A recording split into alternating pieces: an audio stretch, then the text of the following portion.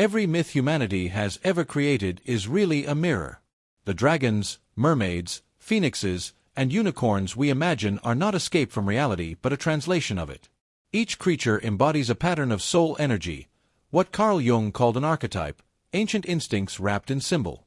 When we feel drawn to a mythical being, what we recognize is our own psychology wearing legend's mask. This reflection is an invitation to listen to that attraction, to realize what your favorite creature quietly reveals about your inner world. Close your eyes for a moment and picture 4 beings standing before you. The first is a dragon, immense yet graceful, smoke curling between its teeth, eyes ancient with knowledge. The second is a mermaid, luminous under waterlight, half serenity, half song, calling from the depths. The third is a phoenix, wings shimmering with heat, poised between collapse and resurrection. The fourth is a unicorn, silver mane glinting under moonlight, noble, elusive, pure. Feel your body's response, an almost physical pull toward one of them. Do not analyze which should represent you. Notice which one feels like home.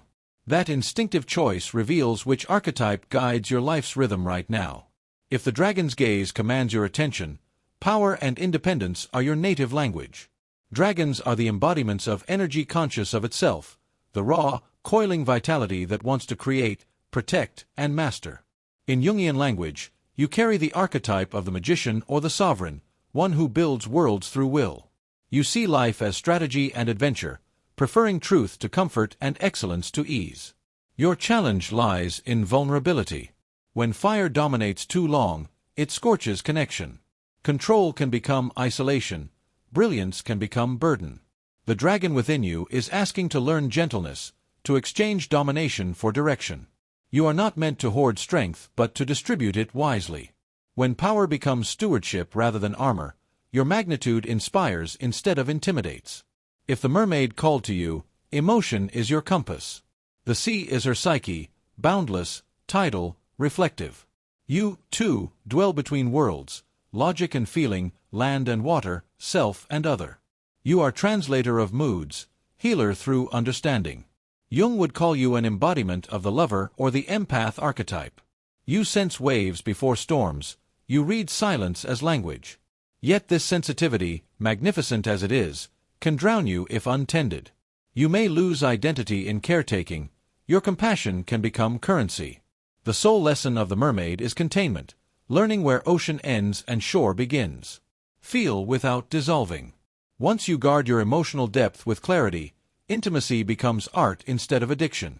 The world remembers how to feel again by watching you feel without fear. If you felt drawn toward the phoenix, transformation is your heartbeat. You live by the law of cycles, burning, restoring, repeating. Each ending in your life has secretly been a beginning, every failure raw material for rebirth. You embody the archetype of the alchemist, turning pain into purpose. You sense that destruction is part of renewal. Therefore, you tolerate change better than most. But sometimes that tolerance becomes temptation. You may ignite chaos just to prove you can rise again. Constant reinvention can exhaust destiny. The phoenix's wisdom arises when you stop performing death for drama and start embracing stability as miracle. Fire need not consume to be sacred. When you allow yourself to live without collapse, your light becomes testimony that survival is only the prologue and thriving the real story. If the unicorn captured your imagination, purity is your path, not naivety, but a devotion to essence. You are guided by ideals, by beauty uncorrupted by cynicism. Jung might place you near the archetype of the innocent or the seeker, those who guard meaning in a noisy world. You chase truth not for conquest but for coherence. Around you people recall what sincerity feels like. Yet your refinement can distance you. When you expect clarity from a world that trades in compromise, disappointment follows. The unicorn teaches discernment, not detachment. Keep faith, but season it with flexibility. Hope hardens into judgment when it refuses contrast. The grace you bring resides not in perfection but in perseverance, the ability to keep believing without closing your eyes to imperfection. Each creature holds a mirror fragment. Dragons remind us of authority, mermaids of empathy, phoenixes of resilience, unicorns of integrity. Together they form a map of human potential. The one that enraptures you shows where your consciousness stands strongest and where your future growth hides. Attraction always indicates unfinished conversation. If unrest flickers inside you while hearing another description, that unease marks your next archetype waiting beyond comfort. The psyche never stops reshaping its myth. Now imagine all four again, circling you silently. The dragon breathes warmth over your shoulders, the mermaid brushes your ankle with cool waves, the phoenix sends a drift of sparks, the unicorn lowers its head in quiet salute. Notice which gesture your heart answers. That dialogue between soul and symbol is older than language.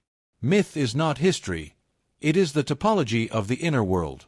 When you decode your fascination with these creatures, you are translating the temperament of your own sacred imagination. Each archetype whispers, "Remember what you are capable of." Breathe for a moment. Feel what that remembrance stirs, a tingle of confidence, a drop of honesty, a secret permission to live larger. Myth dissolves the prison of practicality long enough for essence to reintroduce itself. Jung believed that symbols carry psychic energy that words cannot hold. To contemplate them sincerely mobilizes change. The image of a dragon might ignite long-dormant ambition, the mermaid might awaken empathy for feelings you forgot, the phoenix might help you forgive your own repetitions, the unicorn might remind you identity can stay pure amid complexity. Each insight is a feather added to the wings of awareness. The myth you select does not cage you, it liberates your language for becoming. Over the next parts, we'll explore how each archetype behaves in love, work, creativity, and transformation. How the creature you cherish reveals not only who you are but what you are becoming.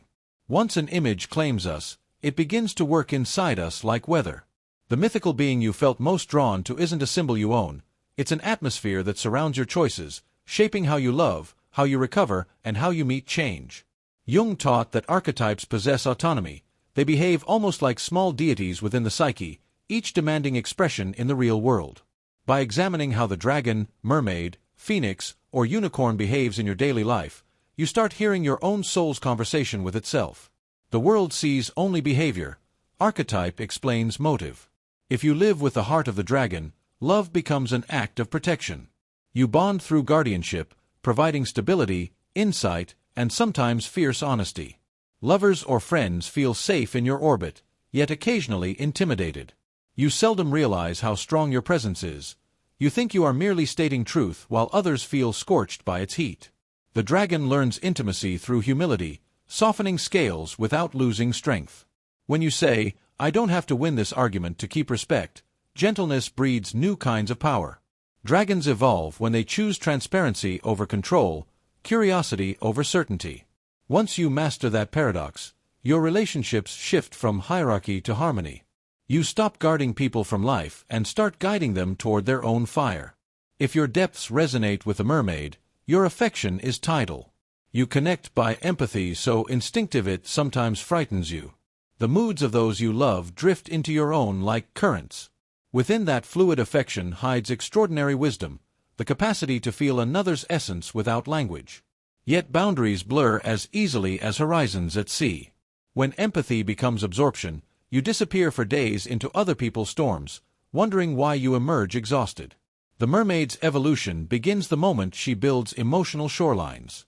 Grounding rituals, writing, movement, solitude, turn ocean into art instead of confusion. When you retain selfhood while offering sensitivity, intimacy becomes nourishment instead of depletion. A healthy mermaid doesn't drown for love, she teaches others how to swim. If you answered the phoenix's call, your heart knows the geometry of endings. You fall in love fearlessly but also leave easily when spirit quiets. Repetition suffocates you. People experience you as both inspiring and unpredictable, a bright force that makes them believe anything is possible until change whirls again. At times you feel guilty for your pattern of renewal, mistaking it for instability when it's actually devotion to authenticity. The phoenix's challenge is to resist burning unnecessarily. Not every discomfort means death is required. Stability doesn't dilute intensity, it allows it to mature. When you stay after transformation's impulse subsides, you witness something rarer than rebirth, continuity. The fire in you is sacred precisely because it can warm as well as destroy. Your relationships thrive when they witness your brilliance without fear and remind you that loyalty, too, can be revolutionary. If the unicorn captured your imagination, your love language is awe. You connect through wonder, through shared ideals, through moments that feel illuminated. Authenticity is erotic to you, honesty, divine. Yet real life clutters ideals with noise. When imperfection enters, late texts, petty arguments, banal chores, you can feel betrayed by ordinariness itself. The unicorn's maturation involves welcoming flaw without losing faith. Learning that devotion can survive disappointment releases you from perfection's loneliness. When you practice forgiveness toward moments that fail your ideal, you make purity flexible, capable of companionship. Your light then ceases to judge. It welcomes. People follow you for that very reason. They sense a moral beauty untainted by superiority. Each archetype influences creativity as much as intimacy. The dragon builds empires of ideas, needing challenge to ignite inspiration. The mermaid creates through emotion, music, writing, nurturing communities that mirror her feeling depth. The phoenix invents through risk. Failure invigorates them more than praise. The unicorn creates like a pilgrim. Beauty itself is their prayer. Recognizing this pattern clarifies vocation. When your work echoes your archetype, energy flows without coercion. Trying to live against it breeds frustration. A dragon condemned to routine smolders with restlessness. A mermaid in sterile environments wilts. A phoenix trapped by safety schemes their own sabotage. A unicorn forced into cynicism turns silent. Harmony comes when outer life makes space for inner myth. One clue that alignment is growing is serenity without stagnation. You wake with anticipatory peace, the sense of being met by the day rather than chasing it. No single revelation delivers this. It accumulates each time you honor your symbolic animal's advice. For dragons, that means noticing when authority shifts from guidance to dominance. For mermaids, catching the impulse to fix what was never theirs to heal. For phoenixes, pausing before setting change on fire. For unicorns, staying open when the world gets ugly instead of retreating into fantasy. Conscious correction rewires archetypal energy into maturity. During this process, resistance commonly appears. The mind doubts the reality of myth, calling it poetry at best. Yet the psyche, the deeper knowing beyond intellect, understands symbols as instructions for equilibrium. Dragons remind our strong selves to bow. Mermaids remind empathy to breathe. Phoenixes remind courage to rest. Unicorns remind ideals to play. Together they reconstruct human wholeness into balance between earth and imagination. When you act from archetype consciously, normal routines acquire numinous tone. Email becomes dialogue between warrior and sage. Cooking becomes alchemy. Walking outside becomes communion with pattern. Life stops pretending to be mundane. Still, integration asks patience. None of these creatures can be captured entirely. They return cyclically, whenever forgetting thickens. When exhaustion visits, the dragon hides. When fear arises, the mermaid sinks. When grief hits, the phoenix shrinks to ash. When cynicism grows, the unicorn gallops into clouds. Recognize these withdrawals as invitations to attention, not failures. The myth isn't broken, it's beckoning. Awareness alone resummons grace. Belief in myth does not mean superstition, it means intimacy with imagination. Jung noted that psyche is as real as matter, and its symbols are physics of meaning. To acknowledge them is to cooperate with one's own inner nature. That cooperation gradually changes everything, from how you speak to strangers to how you interpret luck. Coincidences begin aligning. Creativity quickens. Compassion expands. The mythical creature you chose becomes less external vision and more internal mentor, whispering through intuition whenever rationality hesitates.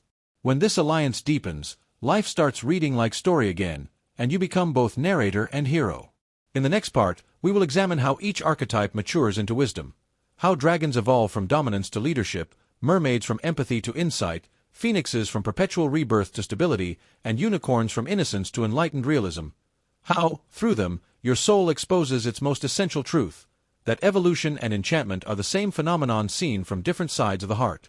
Growth begins the moment myth stops flattering you and starts instructing you. Every archetype matures when its light and shadow finally meet, just as every element finds purpose through another. Fire needs earth to ground it, water needs air to move.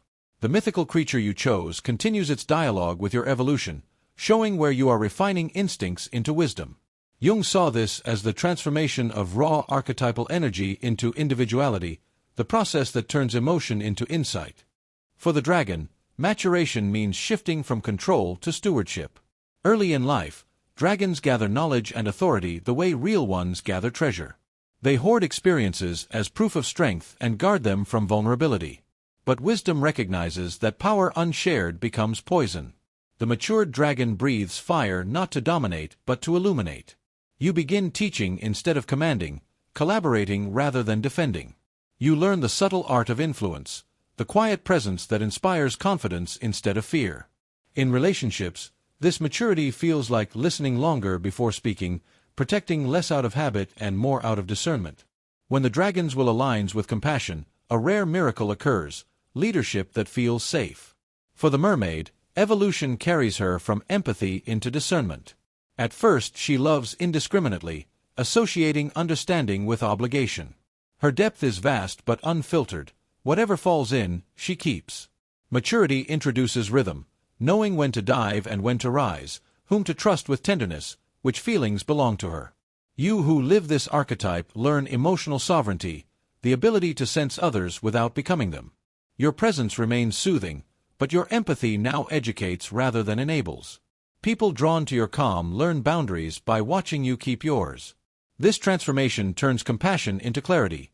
Love no longer drowned by confusion but magnified by self-respect. The phoenix matures when it discovers steadiness inside transformation. Younger phoenixes believe their identity depends on perpetual reinvention. They excavate themselves again and again until fatigue dulls wonder. With insight, the phoenix grasps that rebirth doesn't always require destruction, that continuity can itself be ecstatic. You stop editing your story every season and start deepening its plot. Instead of burning the house, you rearrange its rooms. You find immortality not in endless beginnings but in sustained brilliance. Your lesson is patience with stability, the practice of staying through growth rather than fleeing toward reinvention. When you learn consistency, your fire stops being spectacle and becomes sunrise. As for the unicorn, true evolution comes when innocence gains dimension. Initially, purity isolates, ideals tower above participation.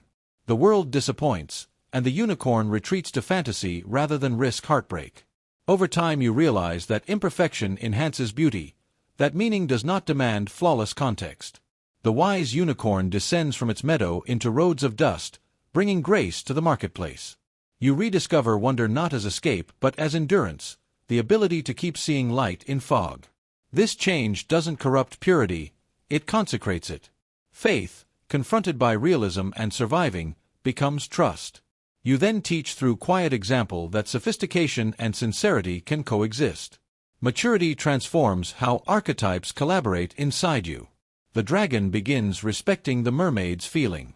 The mermaid delights in the phoenix's courage. The phoenix listens to the unicorn's hope. The unicorn learns structure from the dragon's discipline. Together they form a council, the psychological parliament that keeps the human soul democratic. Your moods, motives, talents, and fears each occupy a seat there. Harmony emerges not when they agree but when they converse. Being whole doesn't mean unanimous peace, it means continuous participation without mutiny. There will still be days when the dragon reverts to dominance, the mermaid to sentimentality, the phoenix to dramatics, the unicorn to withdrawal. Integration doesn't erase instinct, it gives you awareness fast enough to redirect it. You begin catching yourself mid-reaction, smiling inwardly at the archetype misbehaving, and guiding it gently back toward balance. This level of insight feels like humor more than discipline. Self-awareness starts sounding like affection. Ah, my dragon is roaring again, time to breathe, or my mermaid is absorbing too much, let's step onto shore. What used to be guilt becomes curiosity. What used to be shame becomes education. Through this maturity, creativity deepens. Dragons begin composing more than conquering. Mermaids paint emotion into empathy. Phoenixes write stories of endurance instead of disaster. Unicorns mentor others in rediscovering hope. Each form of expression serves the collective unconscious because art, at its core, is communal therapy. Jung considered creativity a function of individuation, the psyche's way of sharing healing with the world. When you live your creature openly, others recognize themselves and feel permitted to change. Myth multiplied becomes culture. The practical impact of this is quiet but immense. Decision-making synchronizes with intuition. Anxiety loses authority because you no longer resist fluctuation. You anticipate it as part of rhythm. Even your language changes. Fewer absolutes, softer certainties. You learn to say, "Today I'm more dragon," or "This moment needs phoenix energy," using archetype as compass rather than label. The emotional vocabulary of myth translates chaos into pattern, and pattern into peace. Your relationships also reconfigure around balance. The healed dragon mentors rather than manipulates. The healed mermaid comforts without engulfing.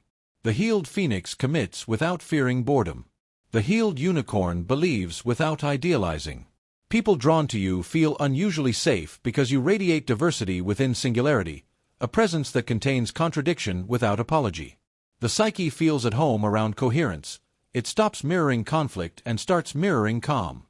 At this stage, coincidence intensifies. You meet individuals embodying opposite archetypes as if life itself arranges encounters for calibration. A dragon paired with a mermaid to trade courage for depth, a phoenix meeting a unicorn to trade reinvention for purity. Such relationships test edges and expand empathy. They rarely stay symmetrical, but they always educate. The key is awareness, recognizing which energy leads and which learns. Mutual respect turns mythic friction into sacred chemistry. As maturity anchors, spirituality evolves. The four creatures dissolve into one principle: transformation through awareness. You begin to understand why humanity invented monsters and miracles alike, to externalize the invisible. These beings were never out there, they were inside, waiting for invitation. By acknowledging them, you end the exile of imagination, that oldest wound in modern consciousness. You reclaim magic not as superstition but as perception, the recognition that meaning permeates matter. Soon myth stops being metaphor and starts feeling like memory, an intuitive knowing that you have been, at one time or another, all of them. Perhaps your soul alternates roles across eras: dragon in ambition, mermaid in love, phoenix in loss, unicorn in faith. Accepting that fluidity is the mark of individuation complete enough to play. There is no hierarchy among archetypes, only harmony scored by experience. In the final part, you'll explore how this realization culminates in embodiment, how myth turns tangible, how ordinary life becomes ritual, and how seeing yourself through these creatures finally reveals the soul's native shape, a being simultaneously divine and human, radiant precisely because it remembers its legend. When the dialogue between your inner creatures becomes natural, life begins to feel mythic without needing spectacle. The energy within no longer behaves as separate characters. It merges into a single living current that animates ordinary moments with quiet significance. Jung called this transition the emergence of the self, the center and circumference of the psyche, the reconciler of opposites. It is the place where mystical and mundane finally shake hands, where the archetypal becomes affectionate. You notice small transformations. Problems come less as punishments and more as invitations. Achievements cause pride but not addiction. Love stops feeling like rescue and starts feeling like recognition. The soul becomes an atmosphere instead of an agenda. Its creatures now roam freely through your gestures, your art, your compassion. You might wake one morning and feel the gravity of the dragon in your spine while making breakfast, patient but ready. Later, in conversation, the mermaid swims up through your words, softening something sharp the dragon might have said. In the afternoon, fatigue brushes you with ash. Suddenly the phoenix stretches inside your breath, reminding you that rebirth can happen through rest, not only through intensity. Dusk arrives, and the unicorn steps forward quietly, steadying faith that beauty still exists even when no one is watching. You realize these presences are not moods, they are dimensions. Living has become a choreography of mythic impulses serving one aim: to keep you whole. Integration reshapes spirituality itself. The sacred stops residing elsewhere. Prayer turns into perception, forgiveness into rhythm, gratitude into default. God, or the divine, whatever word you prefer, now feels less like an entity and more like relationship, the way electricity relates to a lamp or wind to leaves.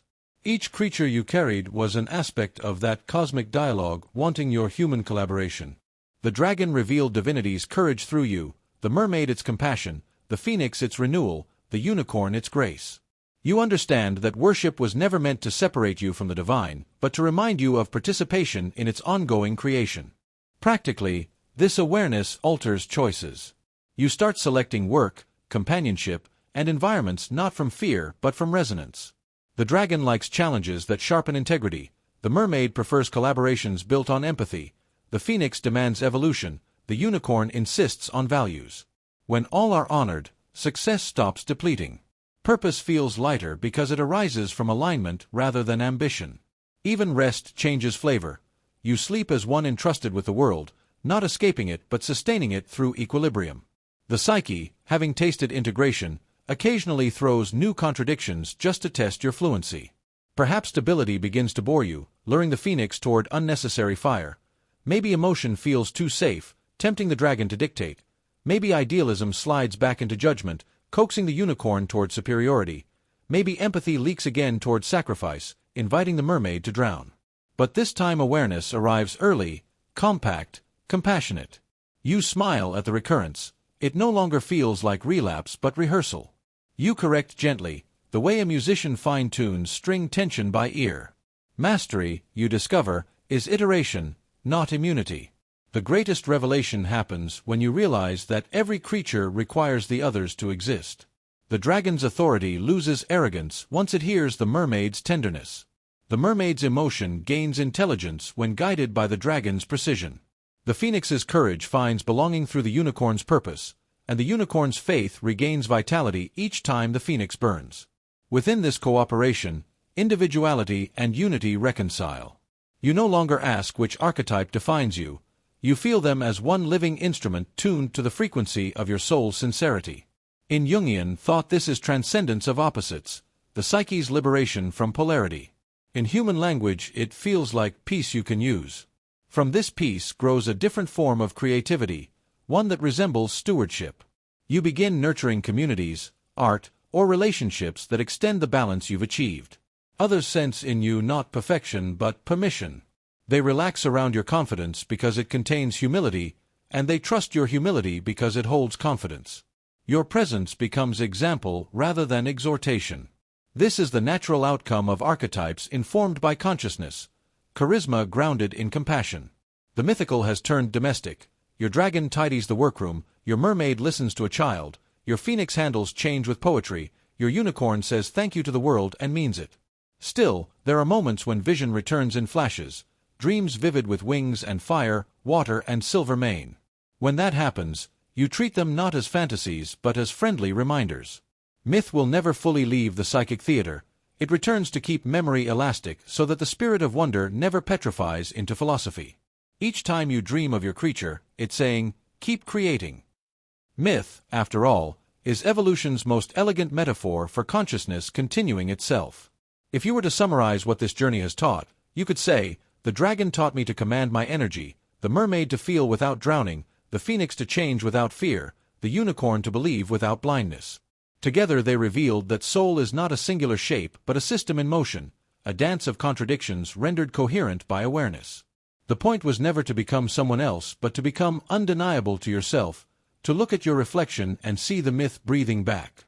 And now, when you encounter others lost in disconnection, you will recognize their creatures too, a colleague roaring defensively like a wounded dragon, a friend longing quietly like a stranded mermaid, a stranger rebuilding after crisis glowing faintly with phoenix embers, a child imagining impossibility with a unicorn's gaze.